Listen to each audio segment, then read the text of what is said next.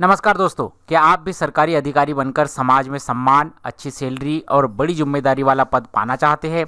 तो आज के इस वीडियो में हम आपके साथ बात करने वाले हैं एसडीएम यानी कि सब डिविजनल मजिस्ट्रेट बनने के पूरे रोड मैप के बारे में, यानी कि एसडीएम कैसे बने। आज के इस वीडियो में हम जानेंगे कि एसडीएम आखिर होता क्या है, एसडीएम बनने के लिए क्या क्या योग्यता लगती है, 12वीं के बाद आपको क्या करना होगा ताकि आप एसडीएम बन सके, कौन कौन से एग्जाम्स देने होते हैं, एसडीएम यदि आप बन जाते हैं तो कितनी सैलरी आपको मिल सकती है और क्या क्या तैयारियां आपको इसके लिए करनी होगी। ये सारी जानकारी आपको आज के इस वीडियो में मिलने वाली है। तो चलिए बारी बारी से जानते हैं। सबसे पहले जानने का प्रयास करते हैं कि आखिर ये एसडीएम होता क्या है। एसडीएम का पूरा नाम सब डिविजनल मजिस्ट्रेट होता है। यह किसी जिले के एक उपखंड यानी कि सब डिवीजन यानी कि तहसील का प्रशासनिक अधिकारी होता है। इनके प्रमुख कार्यों की बात करें तो सब डिवीजन के अंतर्गत कानूनी व्यवस्था बनाए रखना, राजस्व से जुड़े कार्य को देखना, सरकारी योजनाओं की निगरानी करना, आपदा प्रबंधन संभालना, जनता की समस्याओं का समाधान करना एसडीएम के कार्यक्षेत्र के अंतर्गत आता है। और इसी नजरिए से एसडीएम अपने क्षेत्र का बहुत ही महत्वपूर्ण प्रशासनिक अधिकारी होता है। तो अब सवाल आता है कि यदि आप भी एसडीएम बनना चाहते हैं तो एसडीएम बनने के लिए क्या क्या योग्यताएं होनी चाहिए। एसडीएम बनने के लिए आपको भारत का नागरिक होना चाहिए, किसी भी मान्यता प्राप्त विश्वविद्यालय से ग्रेजुएशन पास होना चाहिए। ग्रेजुएशन की डिग्री में आप चाहे तो BA, BSc, BCom, BBA, BCA, engineering या मेडिकल क्षेत्र की कोई ग्रेजुएशन डिग्री भी कर सकते हैं। कोई भी एक डिग्री आपके पास होना चाहिए। लेकिन ऐसा नहीं है कि आप 12th के बाद सीधे एसडीएम बन जाए। पहले आपको ग्रेजुएशन पूरा करना होता है। इसके बाद आगे की प्रक्रिया को भी समझिए। तो स्टेप बाय स्टेप समझते हैं। सबसे पहले आपको 12वीं पास करना होगा। 12वीं पास आप किसी भी स्ट्रीम में कर सकते हैं, चाहे आर्ट हो, कॉमर्स हो या साइंस हो, लेकिन कोशिश करें कि 12वीं पास आप अच्छे नंबरों के साथ हो। इसके बाद आपको ग्रेजुएशन करना होगा। ग्रेजुएशन 3 से 4 साल का कोर्स होता है। इसमें आपको करंट अफेयर्स पढ़ना, न्यूज़पेपर पढ़ना, जनरल नॉलेज की मजबूत जानकारी, ये सारी तैयारी साथों साथ करनी होगी। इसके बाद आपको यूपीएससी या स्टेट पीएससी के एग्जाम्स की तैयारी करनी होगी। इसमें आप एमपीपीएससी, यूपीपीएससी, बीपीएससी, आरपीएससी या सीजीपीएससी जैसी स्टेट परीक्षाएं दे सकते हैं। आप जिस भी स्टेट के विद्यार्थी हैं वहां के स्टेट पीएससी की भी तैयारी आप कर सकते हैं या यूपीएससी की तैयारी भी आप कर सकते हैं। अब इन परीक्षाओं की अच्छी तैयारी के बाद इन परीक्षाओं में जब आवेदन करेंगे, इन परीक्षाओं को जब आप पास करेंगे तो आप सीधे एसडीएम बन सकते हैं। वहीं पर यदि आपने यूपीएससी की परीक्षा क्रैक कर ली तो यूपीएससी सिविल सर्विसेज एग्जाम के बाद आप आईएएस अधिकारी बन सकते हैं। बाद में प्रमोशन और पोस्टिंग के अनुसार एसडीएम जैसी जिम्मेदारी भी आपको मिल सकती है।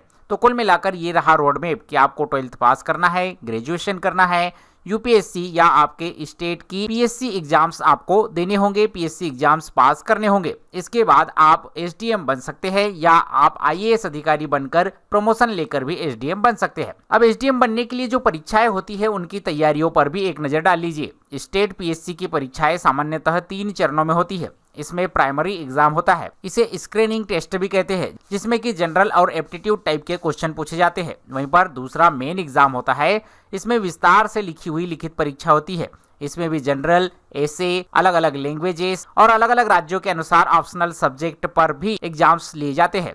इसके बाद इंटरव्यू होता है। इंटरव्यू में आपका पर्सनालिटी डेवलपमेंट, कम्युनिकेशन स्किल और डिसीजन मेकिंग एबिलिटी को चेक किया जाता है। इसके बाद इन तीनों तरीके की परीक्षाओं में यदि आप पास होते हैं तो आप एसडीएम बन सकते हैं। तो इन तीनों तरीके की परीक्षाओं की तैयारी आपको जमकर करनी होगी, क्योंकि इस फील्ड में कंपटीशन बहुत होता है, क्योंकि ये एक ऐसी पोस्ट है जहां से आपको पैसा भी भरपूर मिलता है और नाम और रुतबा भी होता है।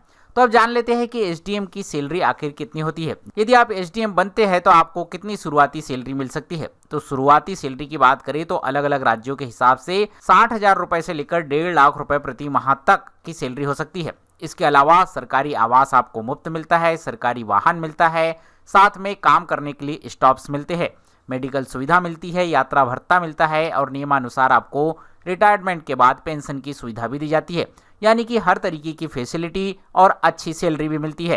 साथ ही आपका अनुभव अच्छा है, प्रशासन संभालने में आप काबिल है, तो इसके साथ ही आपको प्रमोशन भी देखने को मिल सकता है। तो अब सवाल आता है कि एसडीएम की परीक्षा की तैयारी कैसे की जाए। इसके लिए आपको कुछ रोड मैप पर ध्यान देना होगा। आपको अपना लक्ष्य 10वीं 12वीं के आसपास ही तैयार कर लेना होगा कि आपको एसडीएम जैसे कुछ बड़े पद की तैयारी करनी है। इसके लिए आपको एनसीईआरटी की बुक्स पढ़ना होगा। रोज के अखबार और करंट अफेयर्स पर ध्यान देना होगा। इसके अलावा हिस्ट्री, जियोग्राफी, पोलिट्री और इकोनॉमी के सब्जेक्ट्स में भी मजबूत पकड़ बनानी होगी। प्रीवियस ईयर के लगभग 10 सालों तक के क्वेश्चन पेपर आपको हल करके देखने होंगे। वहीं पर रोज कम से कम 6 से 8 घंटे की पढ़ाई का रूटीन तैयार करना होगा और लगातार मेहनत करना होगा। ये परीक्षाएं इतनी कंपटीशन वाली होती है कि इसमें कई बार आपका सिलेक्शन नहीं होता, तो आपको मनोबल भी बढ़ाकर रखना होगा। 1 बार, 2 बार, 3 बार आपको लगातार प्रयास करना होगा, क्योंकि बड़ी मंजिल को पाना है तो मेहनत भी कड़ी करनी होगी। तो कुल मिलाकर आपको समझ में आ गया होगा कि एसडीएम बनना आसान नहीं है, लेकिन सही रणनीति और लगन के साथ मेहनत की जाए तो ये संभव भी है।